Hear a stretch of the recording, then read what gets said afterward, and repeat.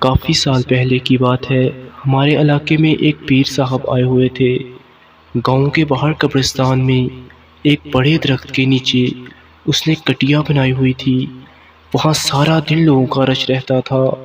مختلف بیماریوں اور پریشانیوں میں مبتلا لوگ اس کے پاس جاتے اور دعا کرواتے تھے، لیکن زیادہ تر عورتیں اس کے پاس جاتی تھیں۔ میں اس راستے سے گزر کر کھیتوں میں کام کرنے جاتا اور روزانہ ہی مجھے وہاں عورتوں اور نوجوان لڑکیوں کا رش لگا نظر آتا تھا، تو مجھے بہت غصہ آتا۔ پتہ نہیں کیوں لوگ اپنی حاجتوں کے لیے ایسے جعلی پیروں کے پاس جاتے ہیں۔ جعلی پیر میں اس لیے کہہ رہا ہوں کیونکہ مجھے اس پیر کے بارے میں اچھی خبریں نہیں مل رہی تھیں۔ گاؤں کے ایک بنکی نے مجھے بتایا تھا کہ پیر سارا دن نشے میں رہتا ہے اور عورتوں کے ساتھ نازیبا حرکات بھی کرتا ہے۔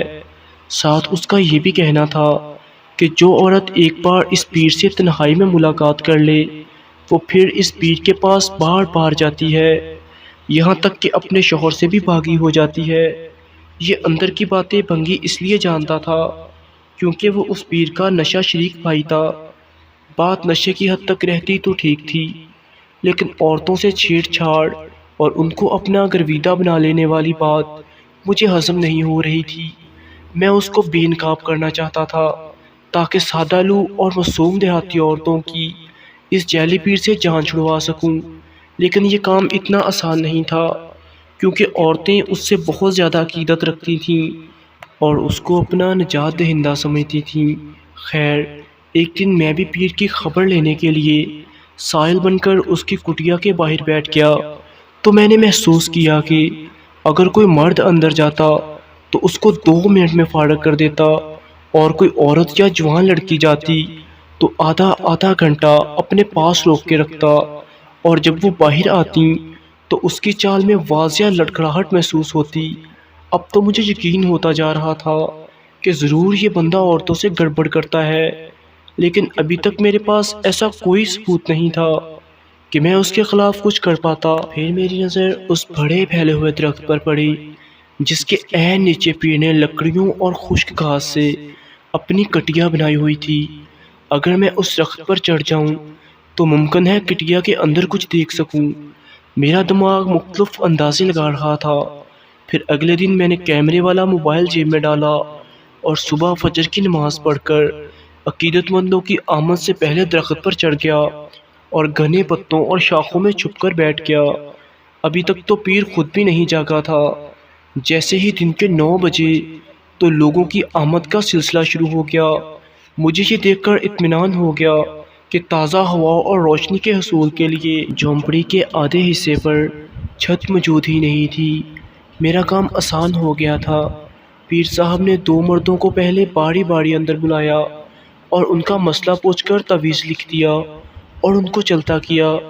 اب باہر ایک جوان عورت تھی، اس کی باری آئی تو پیر نے پہلے تو اس کا مسئلہ سنا، پھر تعویذ دینے یا دم کرنے کی بجائے مٹکے سے ایک گلاس پانی کا نکالا اور اس میں ایک چٹکی کسی سفوف کی ملا کر عورت کو پلا دی۔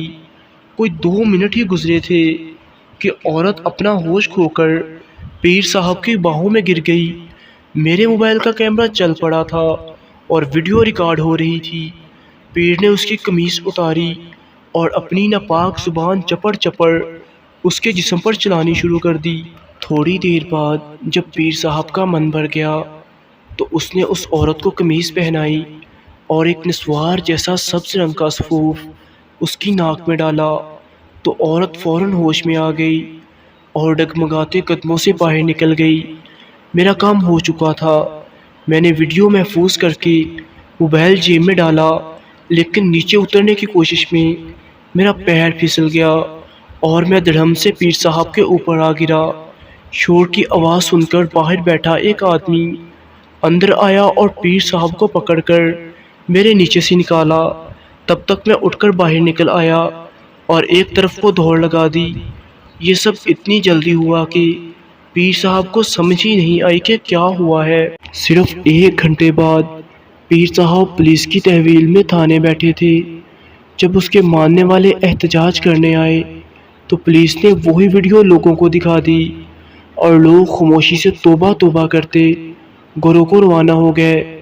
اس طرح میں نے ہمت کر کے لوگوں کو، خاص طور پر عورتوں کو، ایک بڑے فراڈیے سے بچا لیا، جس کی وجہ سے اہل علاقہ آج بھی میرے مشکور ہیں۔